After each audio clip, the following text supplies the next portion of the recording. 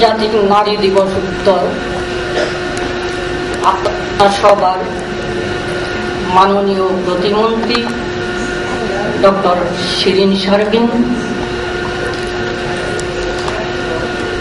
উপস্থিত আছেন রাশেদা কে চৌধুরী, জনাব মাহফুজুর রহমান, ডক্টর আবুল হোসেন, বেগম তহুরা আলী, আয়েশা খানম, জনাব রঞ্জন কর্মকার, জনাব নাভিদ চৌধুরী, আমার সামনে উপস্থিত বিভিন্ন সংগঠনের নারী নেতৃবৃন্দ, আপনাদেরকে জানাই আন্তর্জাতিক নারী দিবসের শুভেচ্ছা। আমি আমার বক্তব্যে প্রারম্ভেই আমি অভিনন্দন জানাই গণপ্রজাতন্ত্রী বাংলাদেশ সরকারের মাননীয় প্রধানমন্ত্রী নারী উন্নয়ন, নারী ক্ষমতায়ন, নারীর ভাগ্য উন্নয়নের পুরোধা দেশরত্ন জননেত্রী শেখ হাসিনাকে 7ই মার্চ মন্ত্রী পরিষদে বহু আকাঙ্ক্ষিত নারী নীতি পুনরায় অনুমোদন করায়।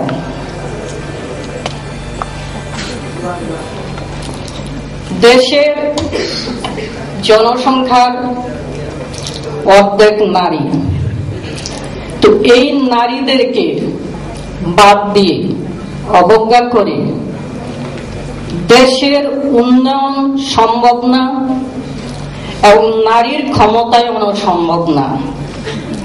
তারপরেও কিন্তু নারীরা বসেনি, সামাজিক শক্তিতে নয় ব্যক্তিগত প্রচেষ্টায় নারীরা আজ সাফল্যের চাবিকাঠি।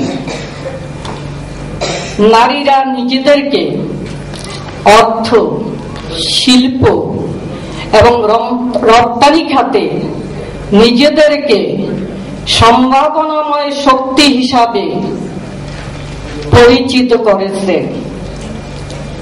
শুধু তাই নয়, স্বাস্থ্য, ফার্টিলিটি, মর্টালিটি ডিক্লাইনে নারীরা গুরুত্বপূর্ণ অবদান রেখেছে, যার ফলে বাংলাদেশ জাতিসংঘ কর্তৃক মিলেনিয়াম ডেভেলপমেন্ট পুরস্কার পেয়েছেন।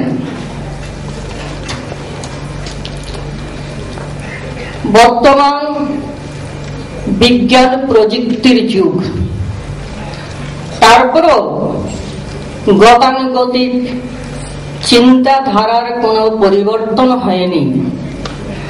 আমরা এখনো সামাজিক কুসংস্কারাচ্ছন্ন এবং ধর্মান্ধে নিমজ্জিত। আইন করেও ফতুয়া, তারপরে নারী দর্শন সহ নারী দর্শন বন্ধ করা যায়নি। সেই জন্য দরকার পরিবেশ ও মানবিক সমাজ গঠন করা। এর আগে আমি একটা কথা বলে নিতে চাচ্ছি, যেটা আমার আগে বলা দরকার ছিল। সেটা হলো যে আমাকে কিন্তু বলা হয়েছে শুধু যে 3 নম্বর যে ব্যাপারটা, অর্থাৎ ডক্টর আবুল হোসেন সাহেব যে ব্যাপারটা প্রেজেন্ট করেছেন তার উপরে আমাকে কমেন্ট করতে বলা হয়েছে। কিন্তু তারপরও আমি এখানেই সীমাবদ্ধ থাকবো, এই জন্য যে আয়েশা আপা, রঞ্জন দা এবং নাবিদ সাহেব যে নাতিদীর্ঘ আলোচনা করেছেন, তারপরে আমার আলোচনার দরকার আছে বলে আমি মনে করি না। তাই আমার আলোচনা শুধু আমি ওই আবুল হোসেন সাহেবের ব্যাপারের উপরে আমি সীমাবদ্ধ রাখব। কাজে নারীদের সম অধিকার এবং মর্যাদা প্রতিষ্ঠিত করতে হলে দরকার সামাজিক পরিবর্তন, মন মানসিকতার পরিবর্তন। যতদিন পর্যন্ত নারীদের সমমর্যাদা এবং অধিকার প্রতিষ্ঠিত করা না যাবে, ততদিন পর্যন্ত আমরা নারী নির্যাতন প্রতিরোধ আশা করতে পারি না। নারীদের সমমর্যাদা, অধিকার প্রতিষ্ঠা এবং নারী নির্যাতন বন্ধ করার জন্য দরকার দৃষ্টিভঙ্গির পরিবর্তন। সেই পরিবর্তন আসতে পারে মানুষের আচরণ পরিবর্তনের মাধ্যমে, অর্থাৎ বিহেভিয়ারাল চেঞ্জের মাধ্যমে, যেটা নাকি রিলেটেড টু নিউ আইডিয়া এবং অ্যাটিটিউড চেঞ্জ। মানুষের অ্যাটিটিউড চেঞ্জ অর্থাৎ গতানুগতিক যে ধারণা, মন মানসিকতা, সেটা কিন্তু আবার নির্ভর করে নিউ ভ্যালু এবং new idea from traditional to modernization, অর্থাৎ গতানুগতিক চিন্তাধারা থেকে আধুনিক চিন্তাধারার মাধ্যমে। এবং সেটা করতে পারে মাস মিডিয়ার মাধ্যমে, এবং সেটা হতে পারে এডুকেশন, কমিউনিকেশন, মোটিভেশনাল প্রোগ্রামের মাধ্যমে।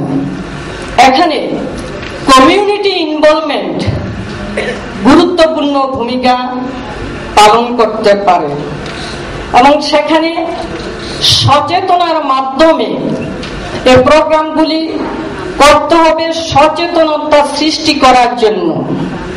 এই সচেতনতা সৃষ্টি করার জন্য যে এডুকেশনাল, মোটিভেশনাল, কমিউনিকেশনের যে প্রোগ্রামগুলি, কর্মসূচিগুলি হাতে নেওয়া হবে, সেখানে ইয়াং জেনারেশন তারাও গুরুত্বপূর্ণ ভূমিকা রাখতে পারে, ইমাম সাহেবেরা গুরুত্বপূর্ণ ভূমিকা রাখতে পারে। আবুল হোসেন সাহেব উনি বিস্তারিত ওনার আলোচনায় উনি বলেছেন, কাজে এই ব্যাপারে আমি বেশি কিছু বলবো না। তবে যেহেতু আমরা নারী, আজকে ওই নারীদের উন্নয়ন, নারীদের ক্ষমতায়ন, নারী অধিকার নিশ্চিতকরণের জন্য আমরা এখানে উপস্থিত হয়েছি, সেটা কিন্তু আমাদের মনে প্রাণে থাকতে হবে। আমাদের নারীদের অধিকার নারীদের কিন্তু আদায় করতে হবে। আমি আমার ব্যক্তিগত অভিজ্ঞতার আলোকে, আমি মনে কিছু নিয়েন না, আমি নারীদের সম্পর্কে কয়েকটি কথা বলবো। বিভিন্ন প্রতিষ্ঠানে, বিভিন্ন মহল্লায়, বিভিন্ন ফোরামে, বিভিন্ন দিকে দেখা যায় যে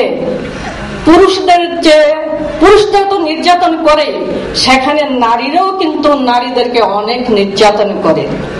অফিস আদালতে দেখেন, যদি কোথাও, যদি সব জায়গায় কিছু এক্সেপশনাল থাকবে, তারপরেও বেশিরভাগ ক্ষেত্রে দেখা গেছে যে নারীরাই নারীদেরকে সর্বনাশ করে। যদি কোথাও দেখা যায় যে একটা প্রতিভাময়ী একটি নারী, যে নারীকে একটু সুযোগ দিলে সে 100 নারীকে উপকার করতে পারবে, 100 নারীকে সমাজে উঠে নিয়ে আসতে পারে, অথচ দেখা যায় যে কিছু সংখ্যক নারী ওই ধরনের নারীদেরকে সুযোগ সুবিধা না দিয়ে এমন কিছু নারীদেরকে দেয় তার দক্ষতা বৃদ্ধি করতে, তার জ্ঞান বৃদ্ধি করতে, অন্যান্য আনুষঙ্গিক প্রয়োজনীয় অনেক কিছু তাকে শিখাতে অনেক সময় লাগে।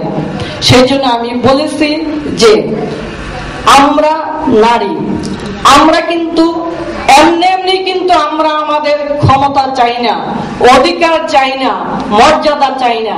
আমরা যোগ্যতার ভিত্তিতে আমাদের মর্যাদা চাই এবং নারীদের সেই মর্যাদাটা রক্ষা করার জন্য নারীরা সতর্ক থাকবেন। আর যতই আমরা নারীরা নারী অধিকারের জন্য আমরা আন্দোলন করি না কেন, সেখানে পুরুষেরও সম্পৃক্ততার দরকার। পুরুষের এখানে ইনভলভমেন্ট দরকার। সেখানে পুরুষ ভাইদেরকে নারীদের সাথে হাতে হাত মিলিয়ে, কাঁধে কাঁধ মিলিয়ে কাজ করতে হবে। আজকে যে নারীরা নির্যাতিত হয়, নির্যাতন করে শাশুড়িরা, নির্যাতন করে ননদেরা, যেমন নারীদের সম্পর্কে আর বলবো না, একটু বলেছি, নির্যাতন করে শ্বশুরেরা, শ্বশুর, ভাসুর, স্বামী। আমার মনে হয় ওনাদেরও একটু বোঝা উচিত, ওনাদেরও বোঝা উচিত যে তাদেরও মা আছে, তাদের বোন আছে। যদি তারা এতটুকু উপলব্ধি করে তাহলে আমার মনে হয় না পুরুষরা আর নারী নির্যাতন করবে। আবুল হোসেন সাহেব ওনার ব্যাপারে উনি অনেক কিছু বলেছেন, অ্যাকশন প্ল্যান সম্পর্কেও বলেছেন। তবে আমি একটি কথাই বলবো যে যে কোনো কর্মসূচি সফলের জন্য দরকার সঠিক ইমপ্লিমেন্টেশন, সঠিক মনিটরিং, সঠিক সুপারভিশন, ফলো আপ এবং ফিডব্যাক।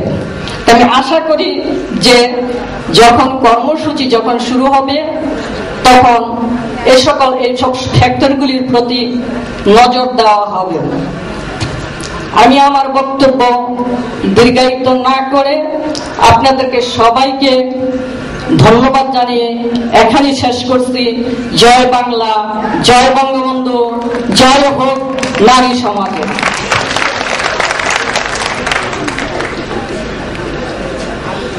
ধন্যবাদ। বাংলাদেশ আওয়ামী লীগ কার্যনির্বাহী কমিটির মহিলা বিষয়ক সম্পাদক ফজিলাতুন্নেসা ইন্দিরা, আপনাকে এবারে আলোচনা পর্বে অংশগ্রহণ করার জন্য বিনীত অনুরোধ জানাচ্ছি বাংলাদেশ জাতীয় সংসদের মাননীয় সংসদ সদস্য বেগম তহুরা আলীকে।